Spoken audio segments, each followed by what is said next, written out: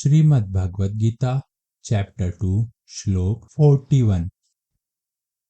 व्यवसात्मिका बुद्धिरेकेह कुरु नंदन बहुशाखा हान्तताश्च बुद्ध योग व्यवसायिनाम। तो हे पार्थ, जो लोग इस मार्ग पर चलते हैं, कौन सा मार्ग? जो भगवान आने वाले श्लोकों में बोलने वाले हैं।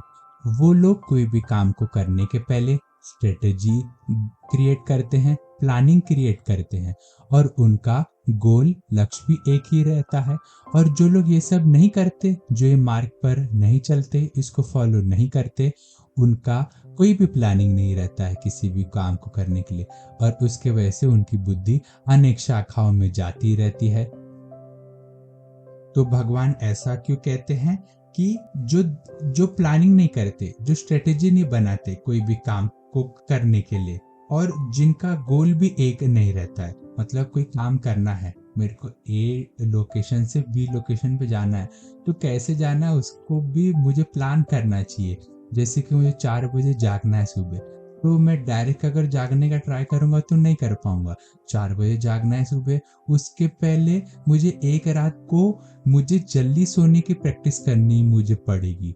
उसके बाद धीरे धीरे करके मुझे 4 बजे जागने की आदत डालनी पड़ेगी।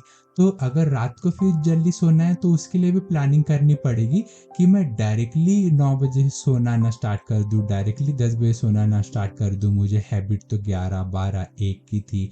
अगर मैं डायरेक्टली 9-10 बजे सोना स्टार्ट करूंगा तो मुझे नींद नहीं मुझे आ पाएगी।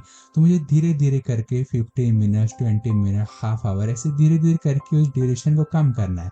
तो जो लोग ऐसा प्लानिंग नहीं करते कोई भी काम करने को चालू करने के पहले, और जिनका गोल एक नहीं रहता है, मतलब कि उनको क्या करना है उनको मालूम ही नहीं है, और उनको कभी ये करना है कभी वो करना है, वो हर दिन अपना अपना माइंड चेंज कर रहे हैं। आज उनको ये करना है, कल कुछ अलग चीज करना है, आज ये सीखना है, कुछ अलग करना है, और उनका माइंड ही नहीं फिक्स है कि वो मुझे वहीं पे जाना है। अगर उनको आज एक चीज में सक्सेस नहीं मिला तो कल दूसरा चीज चालू कर देते हैं, फिर दूसरे में सक्सेस नहीं मिला फिर तीसरा चालू कर देते हैं।